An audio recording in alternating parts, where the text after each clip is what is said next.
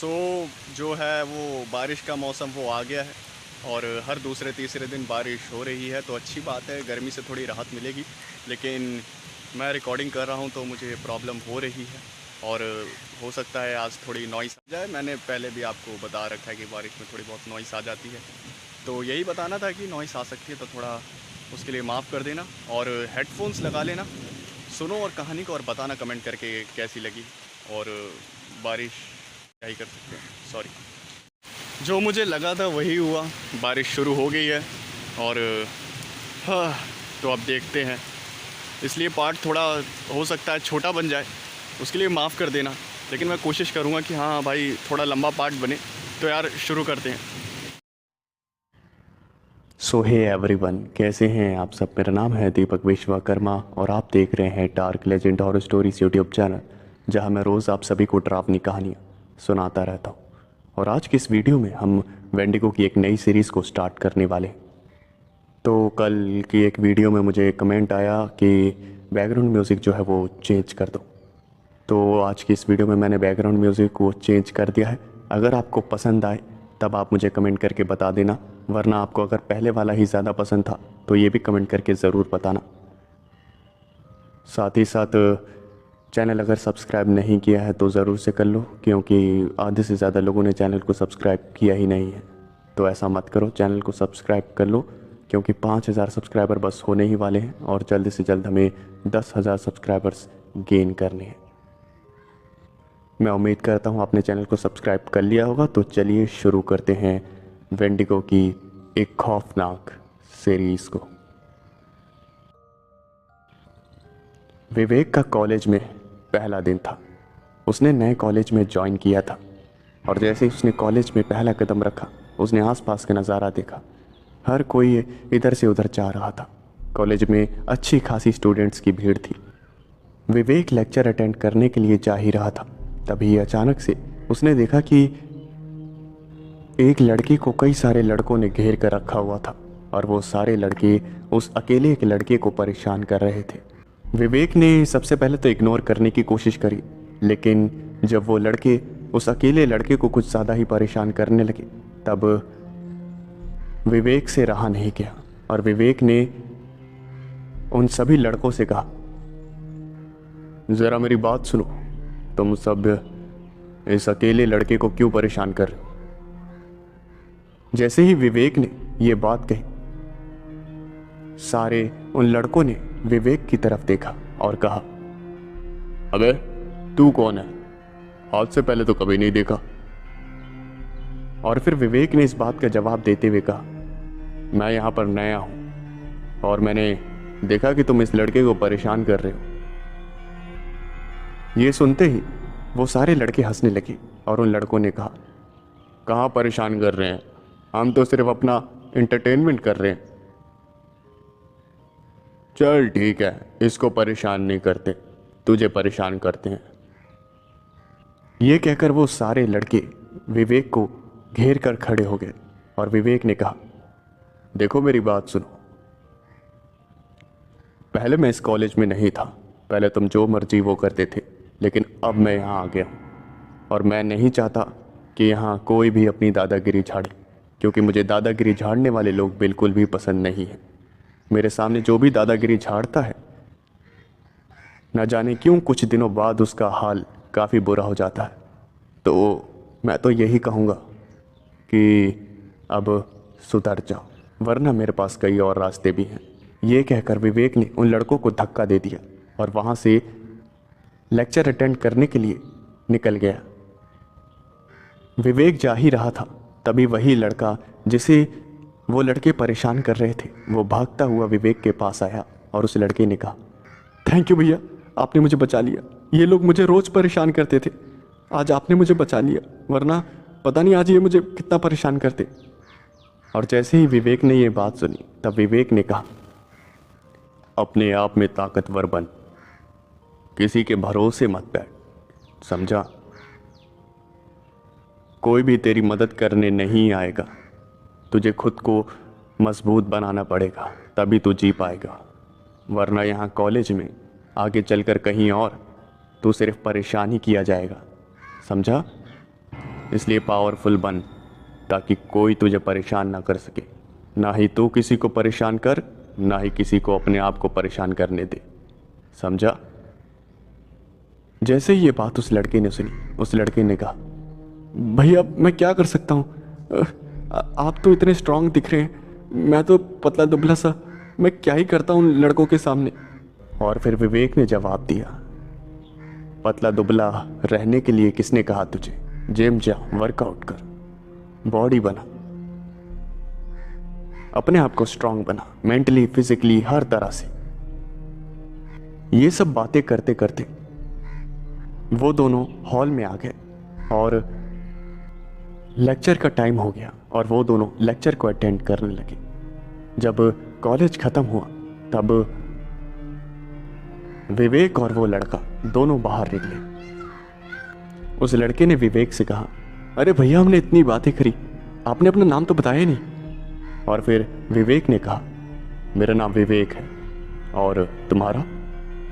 और उस लड़के ने हंसते हुए कहा, भैया मेरा नाम सचिन है। और फिर विवेक ने कहा, ठीक है, चलो अब चलते हैं, कॉलेज ख़त्म हो गया है, सारे स्टूडेंट्स घर जा रहे हैं, हम भी चलते हैं। वो दोनों कॉलेज के बाहर निकले और एक दूसरे से बातें करते करते वो जा रहे थे। तभी उन्होंने देखा कि वही लड़के एक लड़की को घेर कर खड़े थे और वो लड़की काफ़ी ज़्यादा डरी हुई थी। बाकी के स्टूडेंट्स खड़े होकर सिर्फ तमाशा देख रहे थे और वो बोली स्टूडेंट्स एक लड़की को परेशान कर रहे थे। विवेक को ये बात बिल्कुल भी पसंद नहीं आई। विवेक उन लड़कों के पास गया और विवेक ने कहा, शायद तुम्हें इंसानी भाषा समझ में नहीं आती। हाँ, मैंने तुम्हें सुबह ही कहा था ना कि किसी को भी परेशान मत करो, मुझे दादागिरी झाड़ने वाले लोग बिल्कुल पसंद नहीं। और तुम फिर से एक अकेली लड़की को परेशान कर रहे हो। क्या तुम अपने आप को क्या साबित करना चाहते हो कि तुम बहुत ज़्यादा पावरफुल हो? एक अकेली लड़की को परेशान करके तुम अपने आप को पावरफुल दिखाना चाहते हो?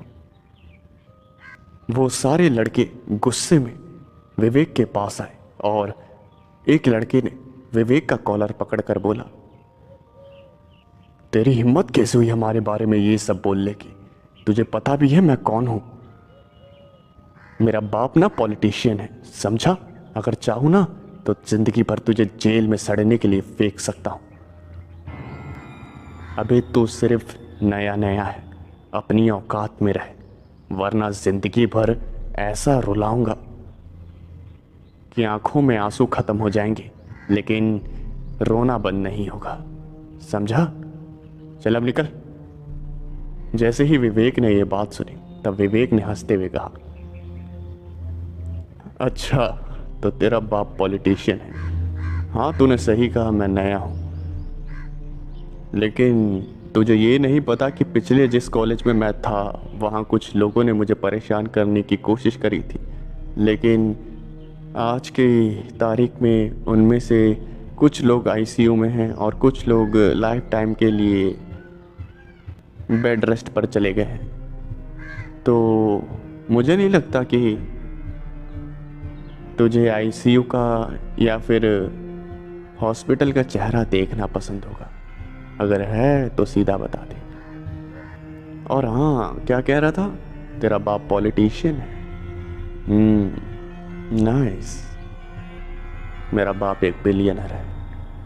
तेरे जैसे पॉलिटिशियंस को वो अपनी जेब में रखता है, रोज आते हैं हाथ जोड़ते हुए, समझे?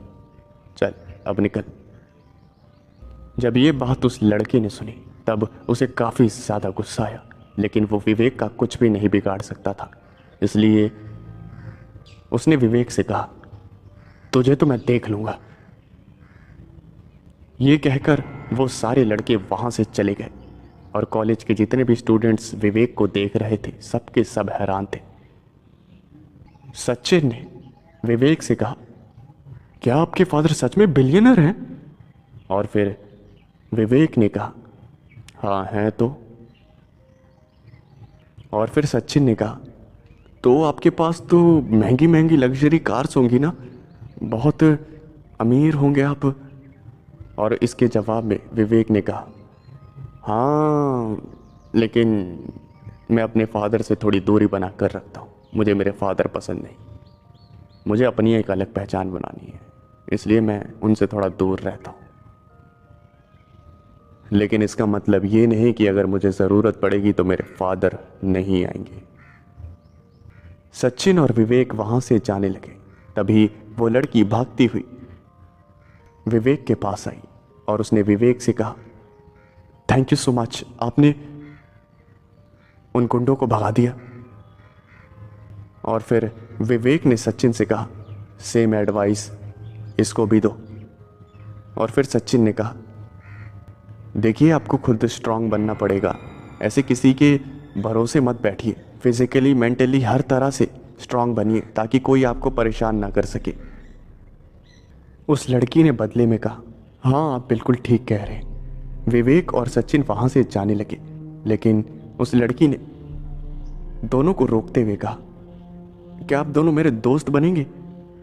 और जैसे ही ये बात विवेक ने सुनी तब विवेक ने कहा, और फिर विवेक ने कहा, मैं कमज़ोर लोगों का दोस्त नहीं बनता।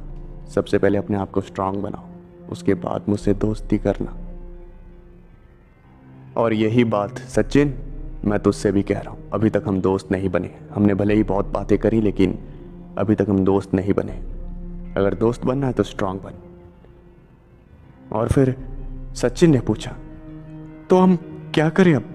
और फिर विवेक ने कहा, अगली बार जब उन लड़कों में से कोई भी तुम दोनों में से किसी को भी परेशान करे, तब उसके गाल पे एक हाथ का निशान आ जाना चाहिए, समझ गए? और लड़की, तुम्हारा नाम क्या है? और फिर उस लड़की ने अपना नाम निधि बताया। और फिर विवेक ने कहा, हाँ निधि, यही बात तुम पर भी लागू होती है। विवेक ये सब कहकर वहाँ से चला गया। अगले दिन जब वो कॉलेज में आया तब उसने देखा कि वही लड़के फिर से सचिन को परेशान कर रहे थे। और इस बार विवेक ने कुछ भी नहीं बोला और वहाँ से चुपचाप चला गया।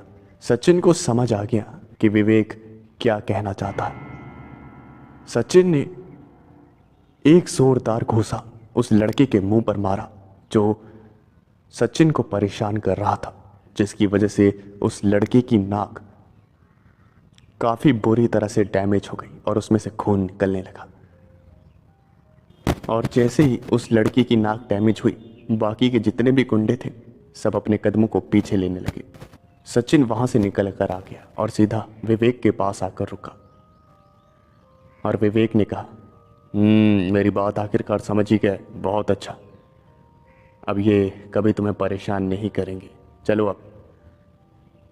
उन्होंने वापस से अपना लेक्चर अटेंड किया और लेक्चर अटेंड करने के बाद वो दोनों फिर से कॉलेज से निकले और उन्होंने देखा कि वहाँ काफ़ी भीड़ इकट्ठा हो रखी है। और विवेक जैसे ही थोड़ा आगे गया तब उसने देखा कि निधि वहाँ खड़ी थी और जितने भी बदमाश थे सब वहाँ पर उठक बैठक लगा रहे थे। और निधि वहाँ पर जितने भी बदमाश थे सबको थप्पड़ मार रही थी। और फिर विवेक ने सचिन से कहा, लगता है इसको भी बात समझ आ गई। चलो अब चलते हैं। वो दोनों वहाँ से जा ही रहे थे, तभी कुछ ही देर बाद निधि वहाँ भागती हुई आई और उसने विवेक से कहा, अब तो मैं स्ट्रांग बन गई ना, अब तो हम तीनों दोस्त बन सकते हैं। और फिर विवेक ने कहा, दोस्त, ठीक है। वो तीनों आपस में बात करते हुए जा ही रहे थे, तभी विवेक की नज़र सचिन के स्मार्टफोन पर पड़ी और स्मार्टफोन में एक कार की वॉलपेपर लगा रखी थी सचिन ने। और विवेक ने पूछा, ये इस कार की वॉलपेपर क्यों लगाया है? और फिर सचिन ने जवाब दिया, ये कार मुझे बहुत पसंद है, ये मुझे काफ़ी पसंद आती है भैया, इसे देखकर काफ़ी अच्छा लगता है, काश मैं इसे ले पाता। और फिर विवेक ने कहा, तो ले ले, कौन मना कर रहा है? जिसके जवाब में सचिन ने कहा क्यों मजाक बना रहे हो भैया? 4.2 मिलियन की कार है। मेरा घर, ज़मीन, जायदाद सब बिक जाएगा तब भी नहीं आएगी। और फिर विवेक ने कहा, हाँ कोई बात नहीं, फ्यूचर में मौका तुझे ज़रूर मिलेगा इस कार में बैठने का, ड्राइव करने का, और मेहनत करेगा तो तू खुद खरीद लेगा। वो तीनों आपस में फिर से बात करने लगे। निधि ने विवेक से पूछा, तुम्हारा घर कहाँ पर है? जिसके जवाब में विवेक ने कहा, मेरा घर यहाँ से थोड़ा दूर है। किसी दिन टाइम होगा तुम्हारे पास तो मैं तुम्हें दिखा दूंगा मेरा घर। और फिर निधि ने कहा, मेरे पास तो टाइम है, आज मुझे कुछ काम भी नहीं है। सचिन तुम्हारे पास है टाइम? और फिर सचिन ने कहा, हाँ भैया मैं भी फ्री हूँ। जिसके जवाब में विवेक ने कहा, हाँ तो चलो ठीक है, चलते हैं और क्या। विवेक सचिन और निधि को अपने घर लेकर गया। जैसे ही निधि और सचिन ने विवेक का घर देखा, उन्हें अपनी आंखों पर यकीन नहीं हुआ, क्योंकि उसका घर काफ़ी ज़्यादा छोटा था। विवेक ने सचिन और निधि से कहा, तो ये है मेरा घर, यहाँ पर मैं रहता हूँ। जिसके जवाब में सचिन ने कहा, भैया आप इस घर में रहते हैं? ये तो बहुत छोटा है। निधि ने भी यही बात कही और फिर विवेक ने कहा, हाँ मैं इसी घर में रहता हूँ। उन तीनों ने काफ़ी बातचीत करी और फिर निधि और सचिन अपने अपने घर चले गए। अगले ही दिन जब निधि और सचिन कॉलेज आ गए थे, तब सचिन और निधि आपस में बातें कर रहे थे और इंतज़ार कर रहे थे कि विवेक कब आएगा। तभी कॉलेज के बाहर एक आवाज़ गूंजने लगी और वो आवाज़ एक सुपर कार की थी। जैसे ही सचिन ने वो आवाज़ सुनी, तब वो पहचान गया कि वो कार और कोई नहीं बल्कि उसकी ड्रीम कार है। वो भागता हुआ कॉलेज के बाहर गया और उसके पीछे पीछे निधि भी आई। सचिन उस कार की एक झलक लेना चाहता था और वो कार धीरे धीरे कॉलेज के सामने वाले रोड से गुजर रही थी और अचानक से कॉलेज के सामने रुक गई। कार जैसे ही रुकी, सचिन का मुंह खुला का खुला रह गया। उसे अपनी आंखों पर यकीन नहीं हो रहा था कि उसकी ड्रीम कार उसकी आंखों के सामने थी। निधि भी उस कार को देखकर हैरान थी और जितने भी कॉलेज के स्टूडेंट्स थे सब उस कार को देखकर हैरान थे। सबका मुंह खुला का खुला था। किसी को यकीन नहीं हो रहा था कि इतनी महंगी कार 4.2 मिलियन की उनके कॉलेज के सामने खड़ी है। तभी उस कार का दरवाज़ा खुला और अंदर से जो निकला उसे देखने के बाद सबके होश उड़ गए। कार के अंदर से और कोई नहीं बल्कि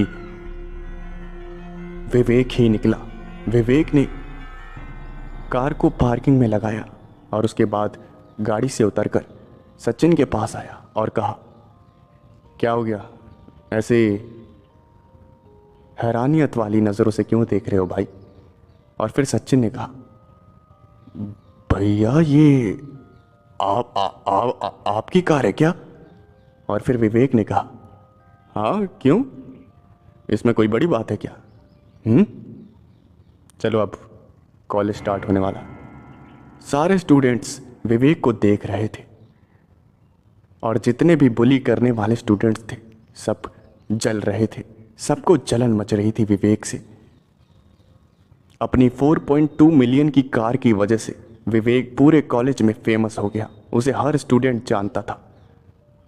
निधि ने विवेक से पूछा, तुम तो इतने छोटे घर में रहते हो तो तुम्हारे पास इतनी महंगी कार?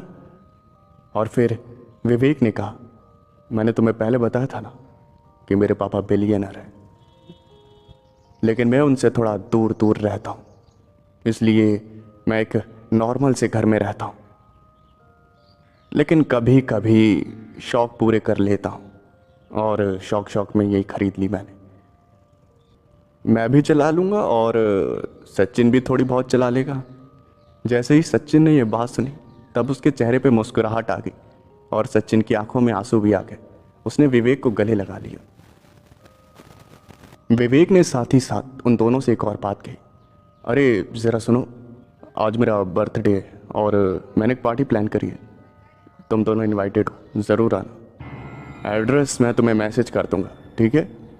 शाम के वक्त निधि और सचिन दोनों उस एड्रेस पर पहुंचे और होटल के बाहर विवेक अपनी कार के साथ खड़ा था और विवेक ने उन दोनों से कहा, अच्छा तो आ गए, तुम्हारा इंतजार था, चलो अंदर। निधि और सचिन उस होटल को देखकर हैरान थे। उससे ज्यादा महंगा होटल उन्होंने कभी नहीं देखा था। वो काफी ज्यादा घबरा रहे थे, उन्हें काफी ज्यादा नर्वस फील हो रहा था। जैसे ही वो होटल के अंदर गए तो उन्होंने देखा कि वहां कोई भी नहीं था, पूरा होटल खाली था। और सचिन ने कहा, भैया इतना बड़ा होटल और पूरा खाली, ऐसा क्यों? जिसके जवाब में विवेक ने कहा, खाली ही होगा, तुम दोनों ही तो सिर्फ इनवाइटेड थे, और कौन होगा? मैंने अपने फादर को इनवाइट किया था लेकिन वो आए नहीं, उनका कोई ज़रूरी काम था उनको, तो वो नहीं आए। फ़ोन पर ही विश करके उन्होंने फ़ोन काट दिया। तो अब हम तीनों हैं, हम तीनों करेंगे एंजॉय। और फिर सचिन ने कहा, मतलब और कोई दोस्त नहीं है तुम्हारा, मतलब जान पहचान का कोई? जिसके जवाब में विवेक ने कहा, जान पहचान के तो बहुत है लेकिन दोस्त तुम्हें ही बनाया है अभी तक, तो फिलहाल तुम्हें ही बुला लिया, और किसी की क्या ज़रूरत है, मैं दोस्त कम रखता हूँ। ये कहकर विवेक उन दोनों को होटल में लेकर गया और वहाँ पर म्यूज़िक वगैरह बजने लगा। जैसे ही म्यूज़िक बजना स्टार्ट हुआ और अंदर एसी वगैरह सब चल रहा था, जिसकी वजह से माहौल काफ़ी ज़्यादा अच्छा था। निधि और सचिन काफ़ी मज़े कर रहे थे। वहाँ खाने पीने का पूरा बंदोबस्त था और खाना पीना खाकर वो सब एंजॉय कर ही रहे थे। उन्होंने काफ़ी देर तक एंजॉय किया और ऐसे ही रात के 2 बजे निधि के घर से फ़ोन आ गया और निधि को घर पर बुलाने लगे। और फिर विवेक ने कहा, तुम्हारे पेरेंट्स चिंता कर रहे होंगे, तुम्हारे पेरेंट्स बिल्कुल सही हैं, चलो अब पार्टी ख़त्म करते हैं, बर्थडे यहीं तक था, मज़ा आया कि नहीं? और फिर सचिन ने कहा, अरे भैया बहुत मज़ा आया, यहाँ तो म्यूज़िक सिस्टम कितना अच्छा है, ऐसा लग रहा है जैसे अरिजीत सिंह खुद आकर यहाँ पर गाना गा रहा है, मज़ा आ गया। और फिर विवेक ने हंसते हुए कहा, चलो अच्छा है, पैसे थोड़ा सही जगह इन्वेस्ट हुए, चलो अब चले। सचिन ने कहा, यार अब तो मैं आपके बर्थडे का पूरे साल इंतज़ार करूंगा दिन गिन कर, पता नहीं कब मेरे को अब वापस से इस होटल में नाचने को मौका मिलेगा। विवेक ने फिर हंसते हुए कहा, अरे इसमें कौन सी बड़ी बात है, मैं ये होटल खरीद रहा हूँ कुछ ही दिनों में, काफ़ी अच्छा है ये, इसमें सारी जो फैसिलिटीज़ है काफ़ी अच्छी है। जैसे ही निधि ने ये बात सुनी तब निधि और सचिन दोनों का मुंह खुला का खुला रह गया। विवेक अपनी कार को लेकर आया और दोनों उस कार में बैठ गए। दोनों ने जैसे ही कार में बैठकर सांस ली ही थी तभी उन्होंने अंदर का डिज़ाइन और सब कुछ देखा, तब उनका मुंह फिर से खुला का खुला रह गया, क्योंकि इंटीरियर डिज़ाइन काफ़ी ज़्यादा अच्छा था। वो कार अंदर से दिखने में एकदम स्वर्ग जैसी थी।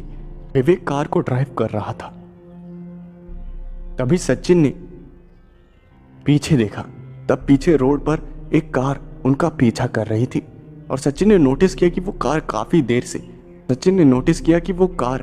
देर से उन्हीं का पीछा कर रही है। और यही बात सचिन ने विवेक से कही, भैया कोई कार हमारा पीछा कर रही है। और फिर विवेक ने कहा, कार भला क्यों पीछा करेगी भाई, उसे कहीं और जाना होगा, रास्ते सेम होंगे। और फिर सचिन ने कहा, नहीं भैया ये तो काफ़ी देर हो गई है, आधा घंटा हो गया, ये हमें फॉलो करी जा रही है।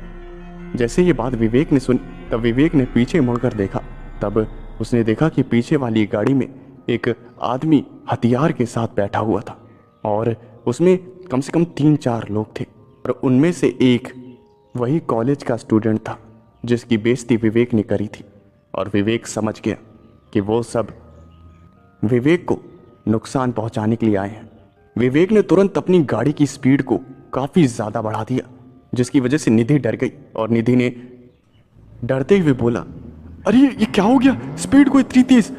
और फिर सचिन ने भी कहा, भैया इतनी तेज, 160 पर पहुंच गए हम।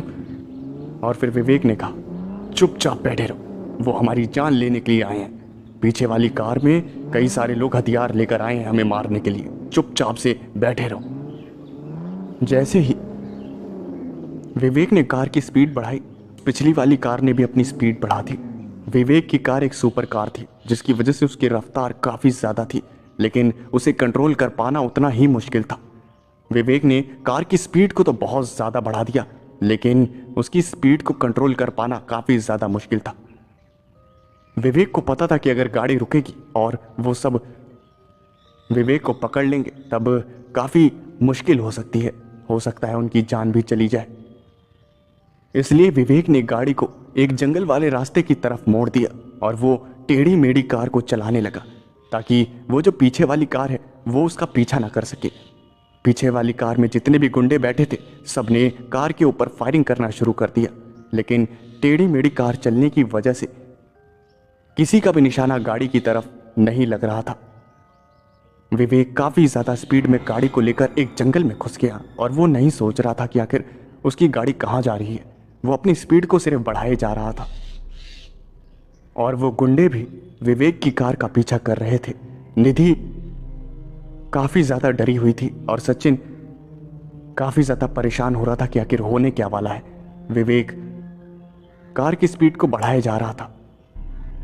विवेक ने जैसे तैसे कार की स्पीड को कंट्रोल किया और कार कंट्रोल में आई, लेकिन जब उसने आसपास देखा तब वो एक सुनसान अंधेरे जंगल में था।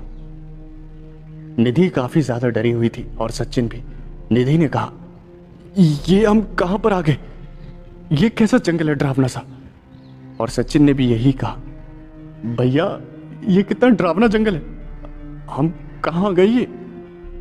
और फिर विवेक ने कहा, मुझे भी नहीं पता, चिंता मत करो, हम निकल जाएंगे यहाँ से।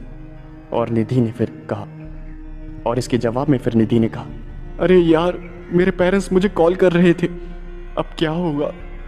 क्या हम जिंदा बच पाएंगे यहाँ से? और फिर विवेक ने कहा, छोटी बच्ची हो क्या? समझ नहीं आता। मैं कह रहा हूँ ना हम यहाँ से निकल जाएंगे।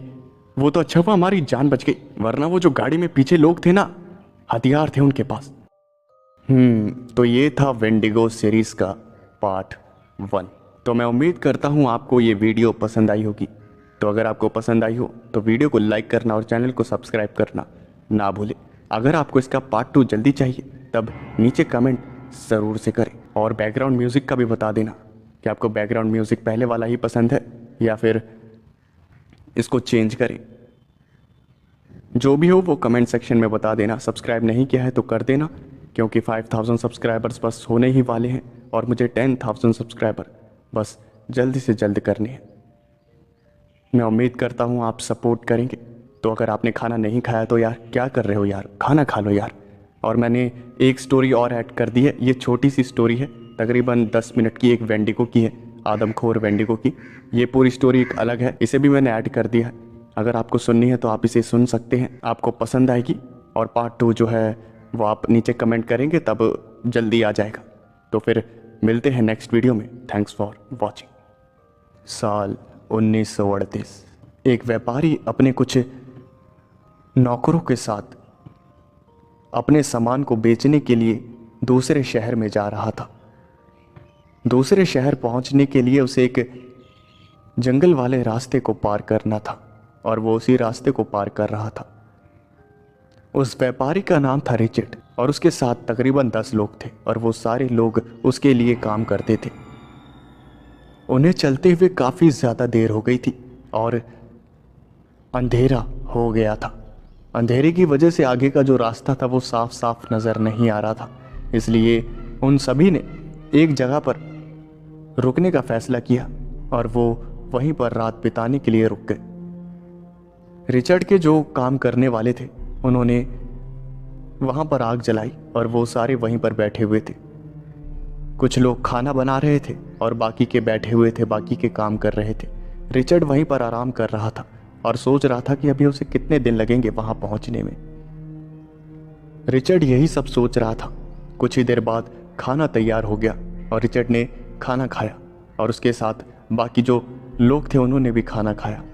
खाना खाने के बाद रिचर्ड ने कहा, सुनो मेरी बात, अब हम सोने जा रहे हैं, तो अभी कुछ देर कोई पहरा देगा और उसके बाद आधी रात के बाद बाकी के 5 लोग और पहरा देंगे, ठीक है? ऐसे बारी बारी पहरा देना है, समझे? मैं सो रहा हूँ। ये कहकर रिचर्ड सोने लगा और उसके कहे मुताबिक बारी बारी लोग पहरा देने लगे। शुरुआत के पहले 5 लोगों ने पहरा दिया। तकरीबन 2 बजे रिचर्ड के पास एक भागता हुआ आदमी आया और उस आदमी ने रिचर्ड से कहा, मालिक उठिए, उठिए मालिक ज़रा उठिए।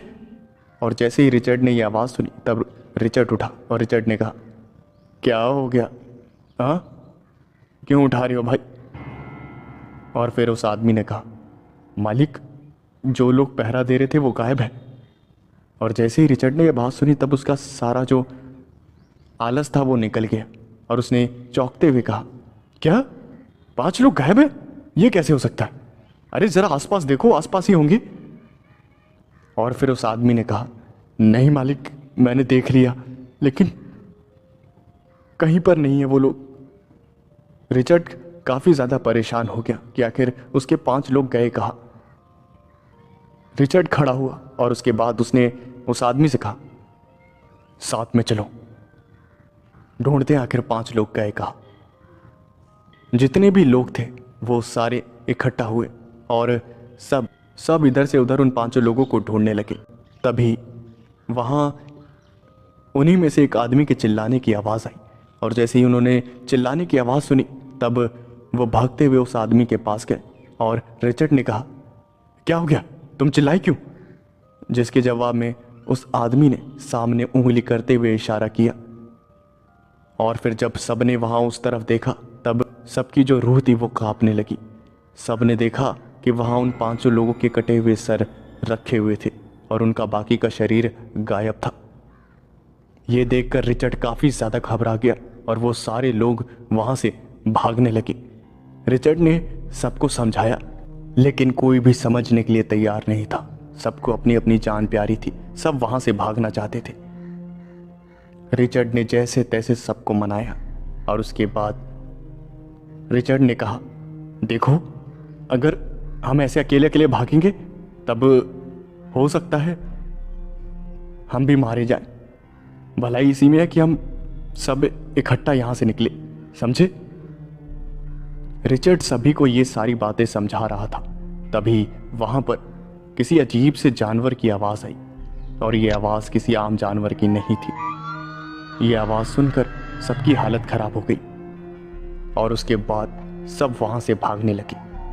रिचर्ड को कुछ भी समझ नहीं आ रहा था, इसलिए वो वहाँ से जाने लगा। तभी वहाँ फिर से चिल्लाने की आवाज़ आई और चिल्लाने की आवाज़ सुनकर सबकी रूह कांप गई। रिचर्ड वहाँ से भाग रहा था और बाकी के लोग भी अपनी जान बचाने के लिए भाग रहे थे। तभी उन्हीं में से एक आदमी को एक अजीब सा दिखने वाला पतला सा जानवर अपने जबड़े में फंसाकर वहाँ से भाग गया और वो आदमी सिर्फ चिल्लाता रह गया और उसकी जान कब निकल गई किसी को कुछ पता नहीं चला। रिचर्ड समझ गया कि उसने इस जंगल में आकर सबसे बड़ी गलती कर दी है। कोई रिचर्ड की बात सुनने के लिए तैयार नहीं था और सब लोग इधर से उधर अकेले अकेले भाग रहे थे, जिसकी वजह से उन सभी का शिकार हो गया। बस उस जंगल में लोगों की चीखें सुनाई दे रही थी और वो चीखें काफ़ी ज़्यादा भयानक थी। जैसे तैसे करके रिचर्ड ने अपने आप को संभाला। उसे समझ में आ गया था कि कोई उसकी बात सुनने वाला नहीं है, इसलिए वो अकेला ही वहाँ से भागने लगा। उसके सामने तभी अचानक से एक जानवर आ गया और वो जानवर कोई आम जानवर नहीं था। उस जानवर के मुंह से खून बह रहा था। वो जानवर पतला सा था, उसके जबड़े जानवर की तरह थे लेकिन उसके हाथ पैर इंसानों की तरह थे। उसके शरीर पर बिल्कुल भी मांस नहीं था, एकदम ना के बराबर। और वो रिचर्ड को देखकर दहाड़ने लगा और वो रिचर्ड को देखकर एक अजीब सी आवाज़ निकालने लगा और धीरे धीरे रिचर्ड की तरफ वो अपने कदम बढ़ाने लगा। रिचर्ड ने जब अपनी तरफ कदम आते हुए देखे तब रिचर्ड वहाँ से भागने की कोशिश करने लगा, लेकिन वो जानवर काफ़ी ज़्यादा तेज़ था। उस आदमखोर जानवर ने रिचर्ड को पकड़ लिया और रिचर्ड सीधा ज़मीन पर जा गिरा। उसने बगल में देखा तो एक आदमी की लाश पड़ी हुई थी। वो पूरा खून से सना हुआ था। उसकी मौत काफ़ी बुरी तरह से हुई थी। उसके पेट के सारे जो ऑर्गन्स होते हैं वो सारे बाहर निकल रखे थे और उस आदमखोर जानवर ने रिचर्ड को थोड़ा सा ढीली पकड़ से पकड़ रखा था और इसी बात का फ़ायदा उठाकर रिचर्ड वहाँ से भाग निकला। उस आदमखोर जानवर ने रिचर्ड का पीछा नहीं छोड़ा और वो रिचर्ड का पीछा करता रहा और भागते भागते रिचर्ड एक नदी के किनारे पहुंच गया और जब उसने उस आदमखोर को अपने पास आते हुए देखा तब वो बिना सोचे समझे उस नदी में कूद गया और वो आदमखोर रिचर्ड को देखकर चिल्लाता रहा। रिचर्ड तैरता हुआ काफी दूर तक गया। पूरी रात उसने पानी में ही बिताई और जब उसे एक सेफ जगह मिली तब जाके वो नदी से बाहर निकला जहां पर एक गांव था। वहां के लोगों ने जब रिचर्ड को बाहर निकलते हुए देखा सबकी हालत खराब हो गई, क्योंकि वो जिस नदी की तरफ से तैरता हुआ आ रहा था वहां वो जंगल था जहां पर आदमखोर रहते थे। आदमखोर वेंडिगो का कब्जा था उस जंगल में। वहां से कोई जिंदा बचकर नहीं आया था, लेकिन रिचर्ड पहला आदमी था जो कि वहां से अपनी जान बचाकर भागने में कामयाब हुआ था। गांव के सारे लोग रिचर्ड के पास आए और उसे काफ़ी घायल हालत में देखा।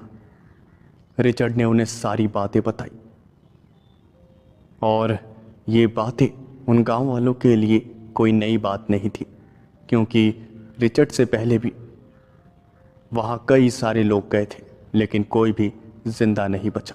कुछ लोग वहाँ अनजाने में चले जाते थे और कुछ लोग उस जंगल की बातों पर यकीन नहीं करते थे, लेकिन वहाँ जितने भी लोग गए कोई जिंदा वापस नहीं आया।